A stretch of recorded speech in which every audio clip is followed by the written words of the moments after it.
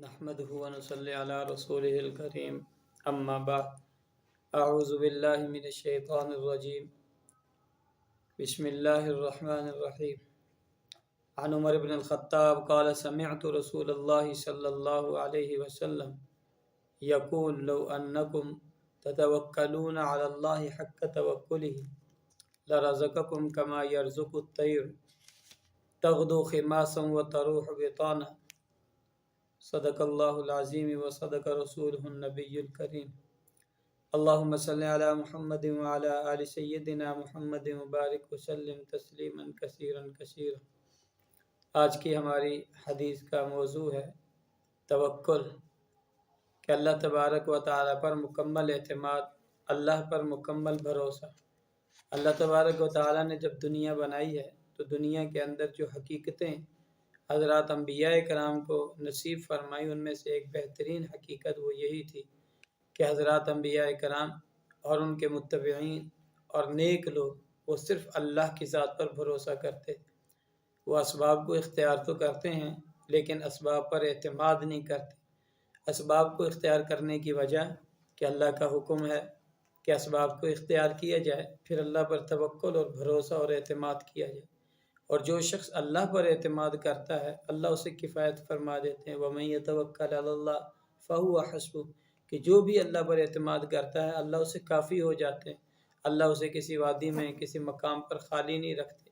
ایک اور روایت میں فرمایا کہ نبی صلی اللہ علیہ وسلم نے کہ انسان کے دل، جو انسان کا دل ہے، اس کے اندر اللہ تبارک و تعالی نے مختلف شاخیں رکھ دی ہیں، مختلف وادیاں رکھ دی ہیں، جنہیں میں اور آپ خواہشات کی وادیاں کہتے ہیں۔ اور اگر انسان ان خواہشات کی وادیوں پہ چڑھ پڑتا ہے تو اللہ کو اس انسان کی کوئی پرواہ نہیں کہ کس وادی میں اس کی ہلاکت ہو جائے، کیونکہ یہ خواہشات کے پیچھے دوڑتا رہے گا، بھاگتا رہے گا، اور خواہشات اس کے کام نہیں آئیں گی، خواہشات کام نہیں آئیں گی۔ ہاں، جو اللہ پر اعتماد کرتا ہے اللہ تبارک و تعالیٰ اس آدمی کی کفایت فرما دیتے ہیں، اس کی مدد اور نصرت فرما دیتے ہیں۔ تو انسان کو چاہیے کہ جس طرح اللہ تبارک و تعالیٰ کے نیک بندے، اللہ کے انبیاء کرام اور ان کے متبعین اور ان کی اطاعت کرنے والے محسنین، فرمایا جس طرح وہ صرف اور صرف کامل اعتماد اللہ پر رکھتے ہیں، ہمیں بھی کامیابی کے لیے یہی اعتماد اللہ پر رکھنا چاہیے۔ توکل کہتے کسے ہیں؟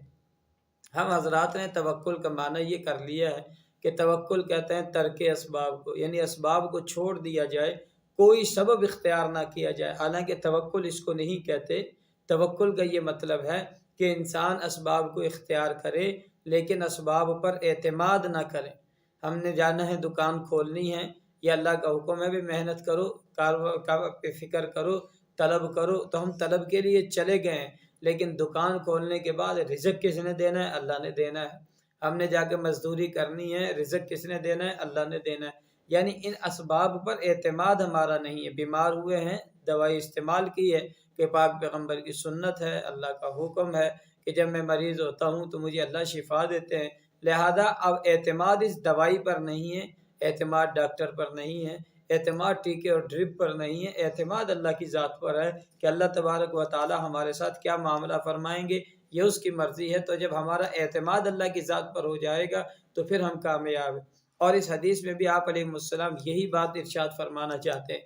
حضرت عمر فرماتے ہیں کہ آپ علیہ السلام نے ارشاد فرمایا کہ لو انکم تتوکلون علی اللہ حق توکلہ، کہ اگر جس طرح اللہ پر حق ہے توکل کرنے کا، اعتماد کرنے کا، اگر تم اللہ پر اس طرح اعتماد کرو تو اللہ تبارک و تعالیٰ تمہیں ایسی مقام سے عطا فرمائیں گے کہ تمہیں سمجھ بھی نہیں آئے گی۔ اور اللہ علیہ السلام نے مثال کیا دی؟ پرندوں کی دی، کہ دیکھیں صبح پرندے اٹھتے ہیں اور وہ نکل پڑتے ہیں، اور نکلتے کیا ہیں؟ خالی پیٹ ہیں، پیٹ بھرے ہوئے نہیں ہیں، لیکن جب وہ چلے جاتے ہیں تو شام جب واپس لوٹتے ہیں تو ان کے پیٹ بھرے ہوتے ہیں۔ اور پرندوں کی مثال دی بھی اس وجہ سے کہ میں اور آپ غور کریں کہ پرندے کس ٹائم نکلتے ہیں اور کس ٹائم واپسی ہوتی ہے۔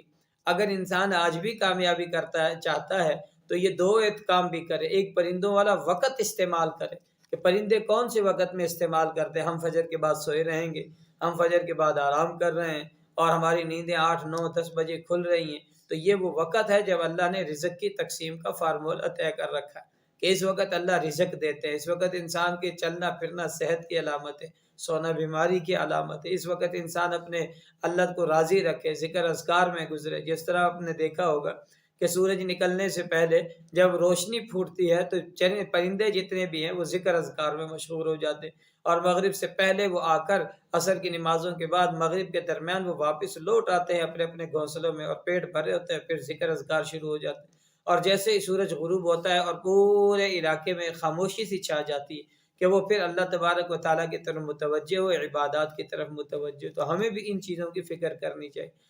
تو پرندوں کا جس طرح اللہ پر توکل ہے، اگر میں نے اور آپ نے بھی یہ توکل اختیار کر لیا تو یاد رکھنا ہم کامیاب بھی ہو جائیں گے، اور ہماری یہ کامیابی انشاءاللہ ہماری دنیا اور آخرت کی کامیابی کی ضمانت بھی بن جائے گی۔